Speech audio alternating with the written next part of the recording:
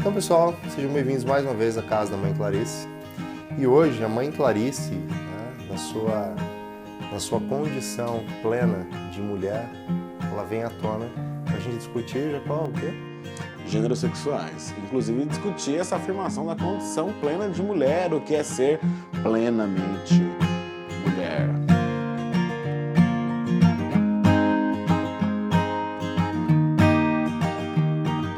Então eu vou continuar falando porque, eu domino tudo, pessoas, gênero, então. Na verdade, a gente pode pensar em várias perspectivas para se abordar as questões do gênero, E como a gente já conversou em outros vídeos, estou falando isso inclusive na pressuposição de que esse vídeo vem após os outros, e eu acho interessante porque a gente pode pensar inclusive o gênero como textualização de algo, de uma valência, Então, na verdade, a gente pode aplicar várias perspectivas de leitura sobre o que é ou o que são os gêneros sexuais, desde que a gente tenha em mente o que se quer tirar dessa perspectiva interpretativa, tá?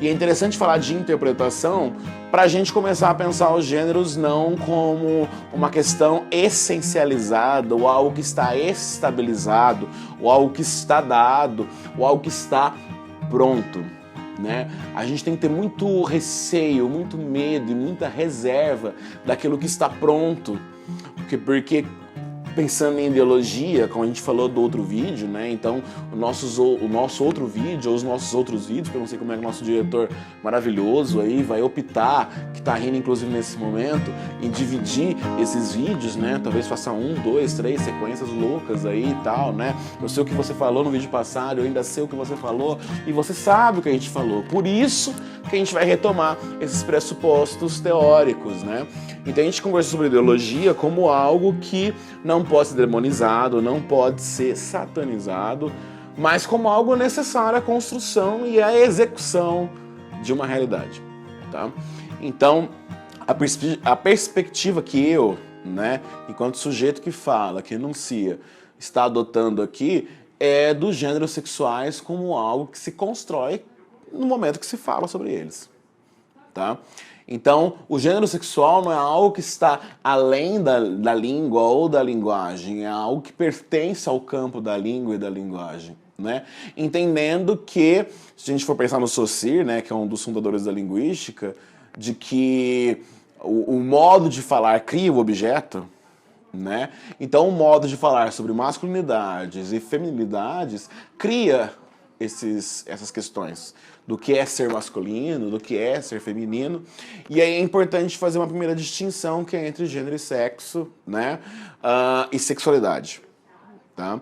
Então, sexo, isso já é uma coisa que vai ser revista lá na frente, se costuma atribuir que é uma questão biológica, da partição dos corpos, sexuados, porque os corpos são sexuados, e tem que tomar muito cuidado com essa expressão também do sexuado, porque isso vai variar de tendências teóricas para outras, tá?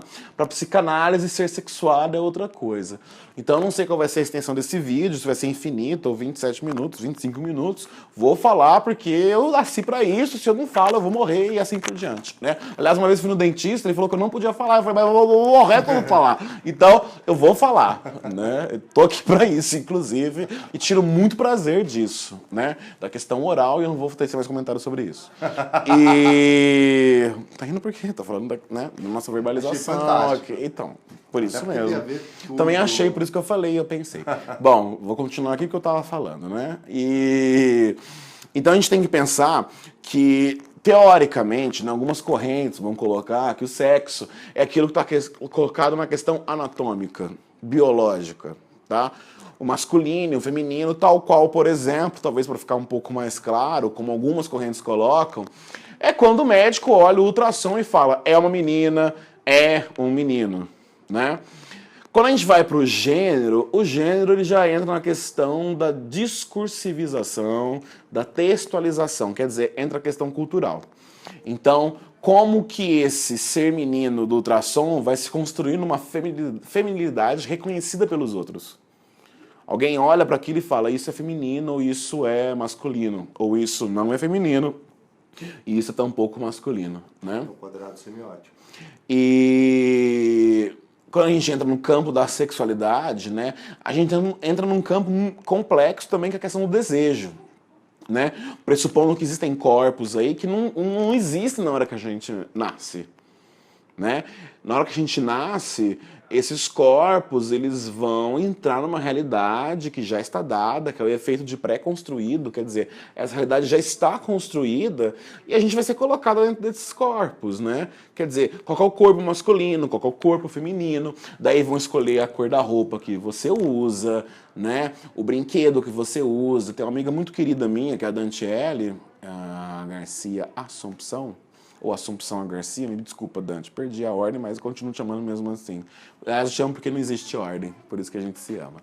E é uma professora de Rio Preto e da Unioeste, que a gente estava uma vez na Cacau Show, né, um motivo de interesse, porque é minha vida, e ela olhou para uma caixinha de chocolate que eram ferramentas.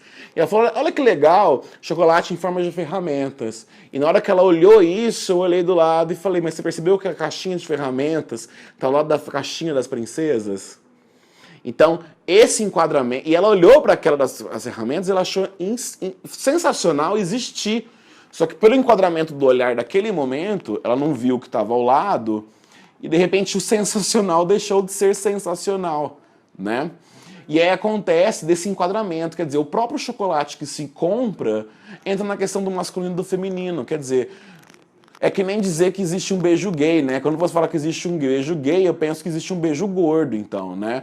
Ou que existe um beijo girafálicos, né? De girafas e de leões. Porque, quer dizer, a gente cria essas categorizações todas porque a gente está num plano do gênero e da sexualidade. E a sexualidade, talvez, pensando aqui de uma maneira muito simples, tá? E vocês me perdoem pela simplicidade, que é o contexto, é o gênero discursivo que a gente está agora, essa relação com o desejo, e o desejo é sempre representável. Por isso que a gente precisa dessas ordens pré-construídas, de aparente coerência, de que o masculino vai se relacionar com o feminino e vice-versa. E aí, quando o masculino, ou o modelo de masculinidade, se relaciona com outro modelo de masculinidade, isso gera um impacto. E pior ainda, quando, no que se entende como movimento gay, um modelo de masculinidade se relaciona com outro masculino que, de repente, parece muito mais próximo à feminilidade. E aí vão surgir os jargões, né? Da bicha, né? Do afeminado e as classificações que vão derivar disso daí. Então a gente tem que tomar cuidado que a gente está num campo em que, apesar de falar de sexo, gênero e sexualidade, a gente não está num campo em que as coisas estão prontas, né? Aliás, elas estão se construindo, se desconstruindo para se reconstruir, para depois voltar toda essa lógica de desconstrução e reconstrução, porque elas são vivas, tá? Então, quando eu pego um cantor, por exemplo, que está na mídia, como o Pablo Vittar, ele vai, através da sua obra, ele vai deslocar isso daí tudo, né? Quer dizer, como as questões de masculinidade e feminilidade estão colocadas, um cantor que numa entrevista disse, como sujeito histórico, não como pessoa, que quer ser chamado de o Pablo e não a Pablo, tá? Então, discutir gênero é discutir algo que não está pronto, que não está dado, e que nos constitui como sujeitos, porque na segunda Judith Butler, que é uma das teóricas que eu sigo, é impossível conversar com alguém sem ter uma noção de gênero desse sujeito, né? Estou falando com masculino, estou falando com feminino, ou com todos esses espectros que existem entre masculinidades e feminilidades. E é muito difícil falar sem partir do já dado, do já colocado. Não, eu acho isso muito interessante, até porque a gente acaba dialogando com outras identidades que não são apenas as identidades de gênero, tá? Então, discursivamente, a gente constrói o masculino e o feminino a partir de dizeres e também de não dizeres. E essa construção ela é naturalmente semiótica, tá? A ideia da semiótica como um complemento à análise do discurso, e essa noção de complemento, ela existe na raiz da ciência, tá? Porque quando se pensa a palavra semiótica, na sua etimologia, ela seria, então, uma visão sobre o semion, tá? Seria a visão sobre aquilo que é a raiz. O que pode ser raiz se não o sentido? Então, nós somos, no fundo, criaturas que buscam desesperadamente encontrar sentido. A gente busca encontrar sentido na delação premiada da Odebrecht, a gente procura encontrar sentido na nossa tristeza, a gente busca encontrar sentido nas nossas vontades mais tresloucadas. Então, o sentido ele faz parte da nossa existência. Essa é, ao meu ver, a razão principal para que a gente continue estudando cultura, a gente continue vendo bons filmes, continue lendo bons livros e que isso seja estimulado, a despeito de tudo que simplifica a nossa vida, que cria pontes para que a gente não precise lidar com o significado. O significado que é o significado da própria existência. Então, quando a Simone de Beauvoir, em 1949, ela escreve, não é? Ninguém nasce mulher, torna-se mulher, essa fala ela tem um peso que é tanto político quanto ele é fundador, na verdade, de uma episteme. Né? Assim, a episteme como um sistema de conhecimento que passa a pensar a mulher como o centro de um conhecimento, de uma discussão. Por que ela vai dizer isso? Porque no universo, num mundo como o nosso, criado a partir de estatutos que são essencialmente masculinos, tá? Ser mulher não é simplesmente uma categoria do ser, é uma categoria do afirmar-se. Porque ser mulher limita-se demasiadamente a ser a mulher mãe, ser a mulher dona de casa, ser a mulher esposa. E a ideia do construir-se enquanto mulher, né, no contexto de uma determinada situação em que a mulher se percebe e não simplesmente performa, do verbo performar. Tá? Porque na verdade o que a gente vai ter nas mulheres tradicionais é uma performatividade, né, daquilo que já se esperava culturalmente do ser mulher. Isso pensando no contexto da cultura ocidental, de uma perspectiva que você talvez esteja ouvindo e pensando aí, eu acho que ser mulher se enquadra nessa e nessa categorias. Tá? Quando Simone de Beauvoir afirma isso e dá força a um embate ideológico, político, filosófico, tá? Ela afirma que fazer-se mulher é transcender essas categorias. Isso é essencialmente importante porque ela fala sobre ser mulher, mas no que ela diz, ela embute o que ela não diz. Porque, no fundo, a mesma lógica se aplica. Ninguém nasce negro, torna-se negro. Ninguém nasce gay, torna-se gay. Não no sentido de alguém me influenciar, um filme, ver um casal. Na verdade, é o reconhecimento de um desejo que pode ser de natureza biológica, pode ser de qualquer outra natureza, mas isso influencia a constituição de uma identidade. E nesse sentido, nós somos como personagens. Nós nos fazemos personagens da ficção da vida. E aí nós vamos nos constituir esses sujeitos performáticos, que vão lutar, que vão se defender do seu modo, que vão buscar os seus objetivos da sua maneira. Tá? E aí o paralelo com a literatura é muito importante. Tá? E eu fico pensando nesse momento, né, no conto O Espelho. Diga. Não, me inscrevi, pode terminar de falar. No conto O Espelho, do Machado de Assis, que no fundo ele propõe, e ele enuncia o conto como uma nova teoria da alma. Quando eu digo uma nova teoria da alma, quer dizer, eu pressuponho que já existe uma teoria da alma que eu quero superar. E aí o que ele pressupõe é algo tão óbvio, tão assim, trivial, tão primordial como a ideia de que aquilo que nós temos, que nós somos, o que nós fazemos, acaba de algum modo definindo quem nós somos. E Machado ironicamente chama isso de novo. Tá? Que é mais ou menos a ironia que há no fato da personagem Quincas Borba enunciar uma análise muito rasa da realidade, mas só porque ele enuncia aquilo como novo, aquilo é novo. Então, em muitos aspectos, quando nós categorizamos e discursivizamos certas questões, na verdade nós estamos transitando num campo identitário muito óbvio. O que você acha, Chico? Puxou minha vez? É, a sua vez. Então tá. Na verdade, continuando no campo literário, para a gente pensar as questões de feminilidades, masculinidades e como que esses espectros existem e coexistem, inclusive permitindo a existência um do outro, porque é uma das questões que a Butler vai colocar, de que não existe o masculino e o feminino como oposições. A partir do momento que a gente pensa como oposições, a gente cria valores. né? Em que, em geral, o masculino vem antes do feminino, inclusive na construção da oposição. Talvez seja difícil alguém construir a oposição começando pelo feminino. Mas quando eu vou para um conto como Negrinha, por exemplo, como que ali dentro existem construções de feminilidades diferentes.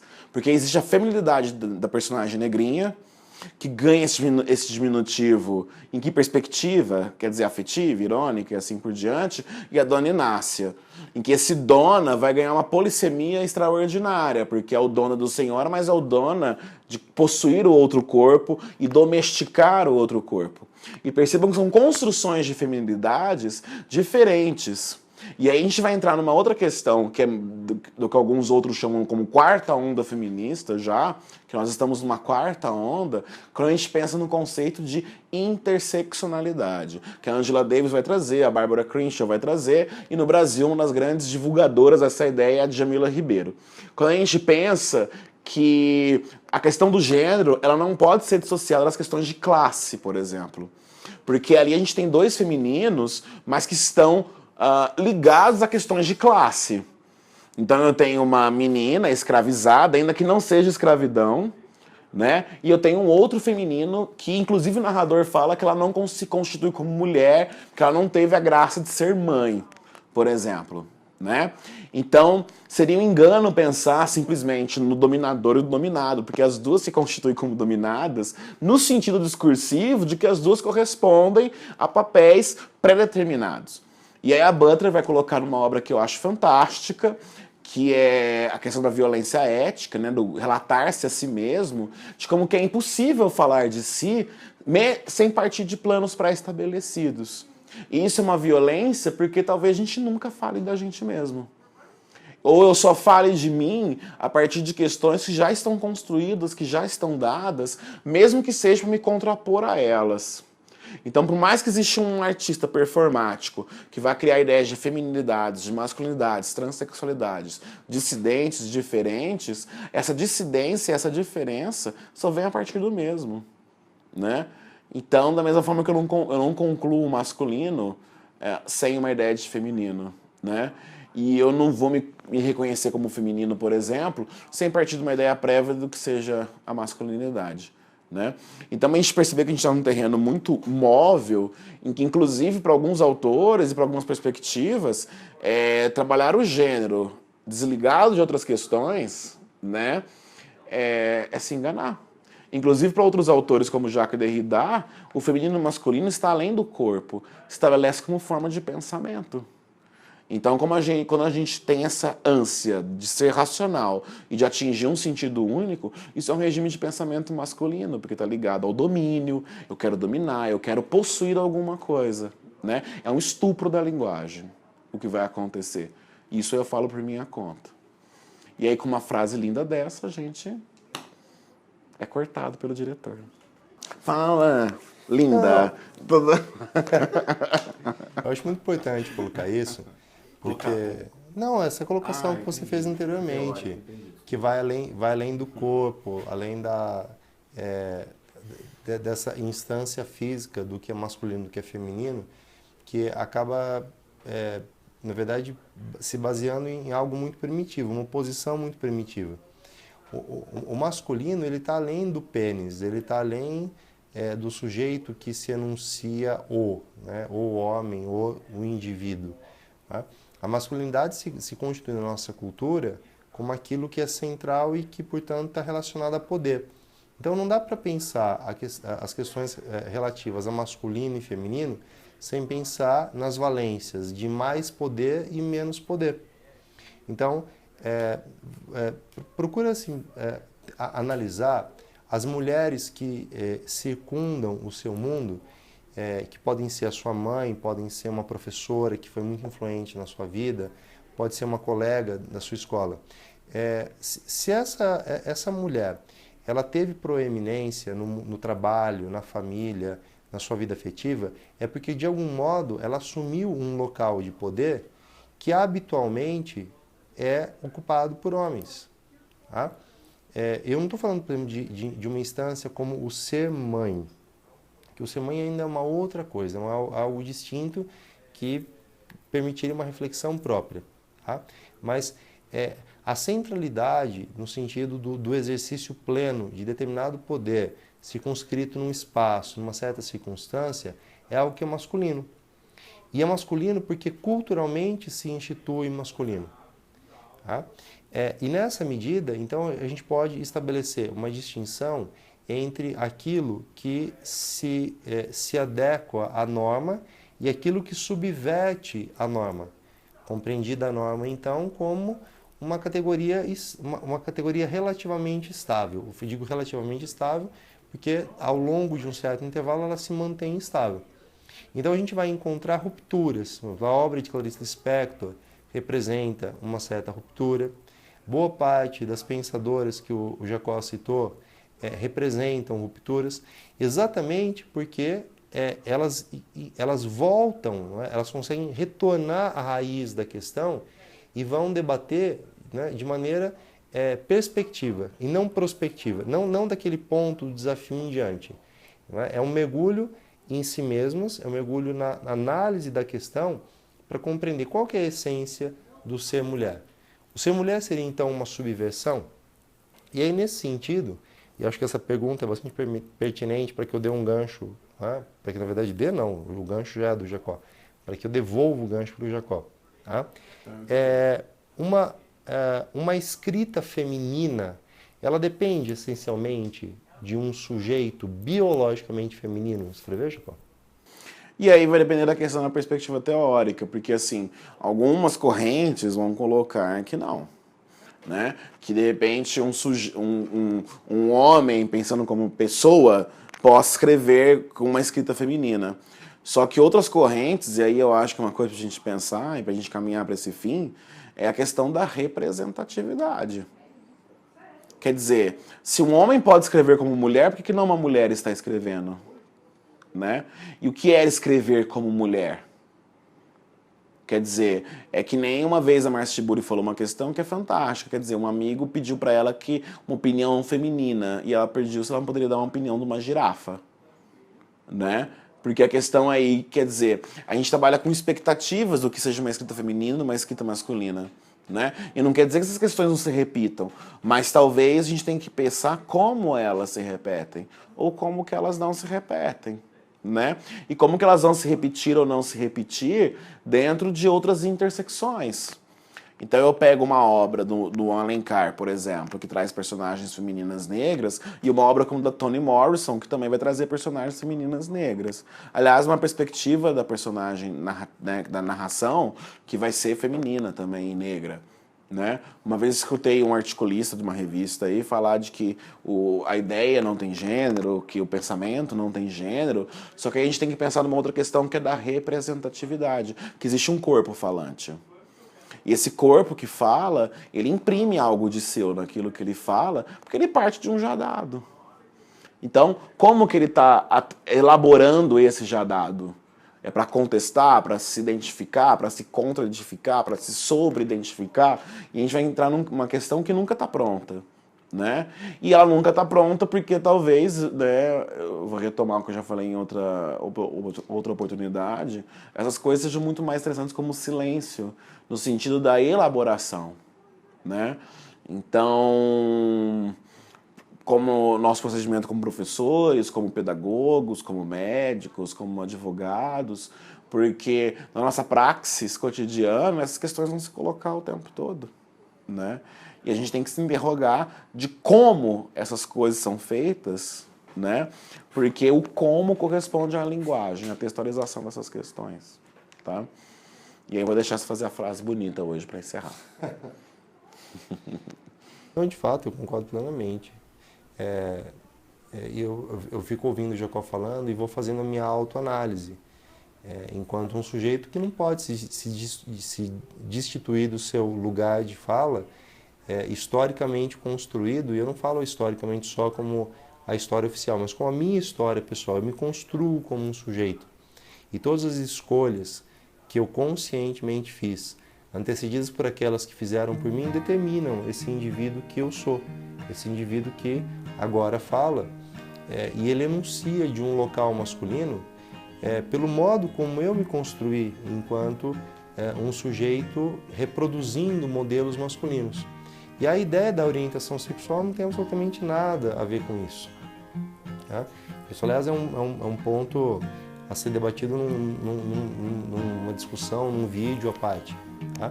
Porque acho que a grande moral que fica dessa nossa conversa é que essas instâncias de masculino e feminino, elas vão para além das questões de orientação e também de questões de pré-determinação biológica de sexo.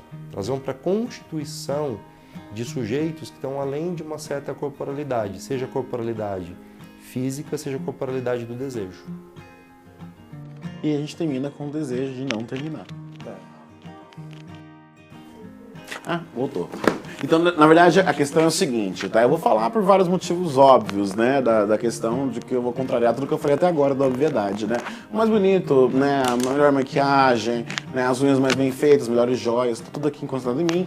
Então, eu vou falar, né? O negócio do seguinte, essas ideias, elas são instigantes, são maravilhosas, mas elas são mais maravilhosas ainda quando elas se colocam na escuta e na transmissão. Tá? Então, pensando nisso, que a transmissão é muito mais maravilhosa porque isso não se possui, isso é uma coisa que engana, e como a gente não possui isso, a gente só transmite, a gente convida vocês a transmitir, então, essas ideias. Compartilhe, comente, leve essas ideias para onde elas tiverem que ser levadas, ainda que sejam em lugares que talvez elas nunca tenham sido escutadas ou que talvez elas não sejam bem recebidas. Porque aí, se rolar a treta, você chama a gente que a gente vai compartilhar, vai discutir e vai comentar a treta junto. Tá bom? Porque mexeu com um, mexeu com todos nós. E mexeu com todas. Mexeu com todas nós. Então vem aqui pra casa da Ana Clarice, se inscreva no canal, compartilhe. Traz a comida porque ninguém é obrigado. E aqui embaixo, eu gosto de comer. Você tem as redes sociais do Jacó, pode segui-lo também. Elas estão aqui, ó. Aqui. Gente, um grande beijo, e até a próxima. Kisses of love.